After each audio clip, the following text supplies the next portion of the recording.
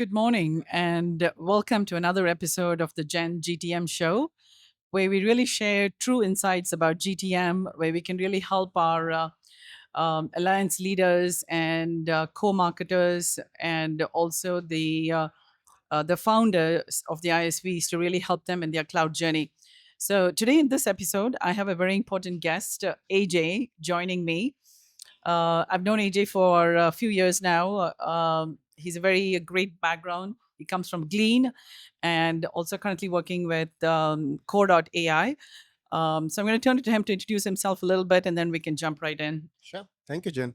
Hi, guys. My name is Avadhoot. I go by AJ. I'm currently working with Core, managing their hyperscalers co-sell partnership for Asia Pacific. Prior to Core, I was working with Glean, doing the same job, and I've been with couple of ISVs since past 12 years. Been doing channel sales and hyperscaler sales since last 8 years, I guess. Yeah. Awesome. Welcome again Thank you. and amazing background, AJ. So, what we usually do in this Gen GTM show, we ask three GTM questions. So, my first question to you would be from your point of view, AJ, what do you see as the biggest GTM pain point of ISVs? So that's a great question, right? So many ISVs, when they aspire to work with the hyperscalers or for any partnership per se, right? The biggest problem is they want exponential growth, right? To get that exponential growth, they need to have a solid pipeline.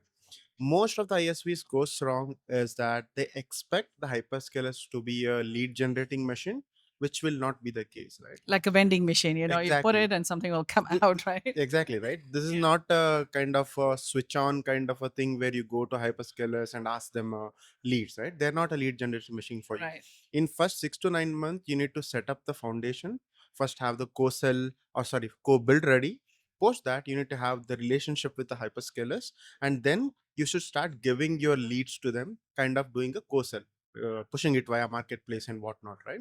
Once you have couple of success stories, that's when the interest gets ignites within the hyperscalers. Then they will start kind of sending you the leads, right? It's always a give and take. You can't expect, as I said, you can't expect a hyperscalers to be a lead generating machine. That's one of the biggest pain points which most of the ISVs fail to solve, and they treat, okay, the hyperscalers partnership isn't working, right? So you need to give it a time to get to reap the benefits. We see that all the time in the field, where the pressure is so high to generate the pipeline, right? So thank you for that. So the question number two would be, from your point of view, what will be a big advice that you can give for SaaS founders? There are so many startups that we see around us today as well in the conclave event. What would be your one biggest advice to the SaaS founders? So my if you ask me one, right? So most of the ISVs doesn't know what is the start point to have this partnership with the hyperscalers.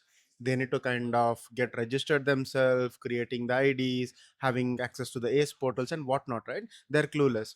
And most of the time hyperscalers are too busy to help them, right? So I would suggest try to explore that and obviously find partners like you guys who can unlock that for them and get started from the day zero, rather than trying to fight it out, trying to figure it out on themselves and spend years together. Because hyperscalers manage a limited number of ISVs, right? If you are not in that race, then you're nowhere there. I would suggest get the co-build ready, have the relationship, work with someone like you guys to make sure you're there starting from the day zero.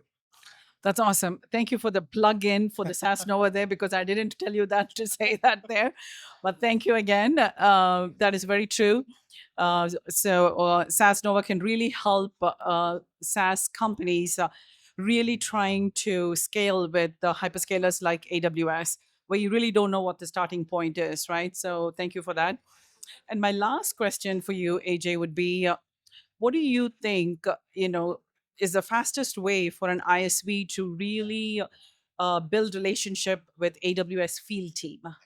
So one of the biggest ways, first get your first win, right? That will make some noise. You create case studies and whatnot, circulate within your company and within the hyperscalers, and many a times be in their office, right? Go to AWS office, talk to their field reps and whatnot, create a solid bet together story, right? And ask them why they should be selling a third party product compared to their first party product. Give them the benefits, then you will see the success reaping, right? Go to the field, be in their office at least 2 or 3 times a week, be in their office. That's the key, I would say. That's really awesome. I think you have shared a lot more nuggets for us today than what we have ever known. So thank you so much. And I'm sure all what you have shared with us today, it'll be very helpful for our partners and audience today. So I really appreciate that. And that brings us to the end of the today's episode. So thank you again. Thank you so And much, Jen. stay tuned for more to come. Thank you. Thank you.